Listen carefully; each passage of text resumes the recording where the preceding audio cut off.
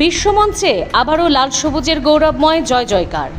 মক্কায় অনুষ্ঠিত 46তম বাদশাহ আব্দুল আজিজ আন্তর্জাতিক হিফজুল কোরআন প্রতিযোগিতায় বাজিমাত করেছেন বাংলাদেশের 4 প্রতিযোগী। 4 জন অংশগ্রহণ করে 4 জনই ছিনিয়ে এনেছেন আন্তর্জাতিক স্বীকৃতি।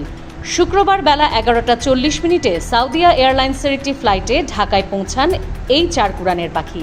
বিজয়ীদের উষ্ণ অভ্যর্থনা জানাতে বিমানবন্দরে প্রতিনিধি দল পাঠান ধর্মমন্ত্রী কাজী শাহ মোফাজ্জল হোসেন কায়কোবাদ।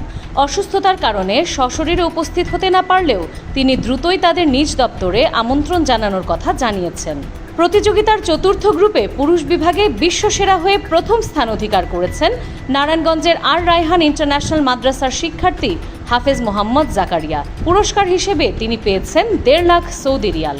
একই গ্রুপে নারী বিভাগে তৃতীয় স্থান অর্জন করেছেন উত্তরার তানজিমুল উম্মা গার্লস হিফজ মাদ্রাসার শিক্ষার্থী হাফেজা রাবেতা বিনতে জামজান।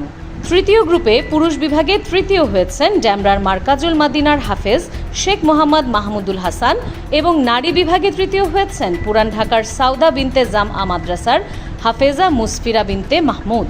বাকি 3 জন প্রত্যেকেই পেয়েছেন 1,30,000 সৌদি রিয়াল।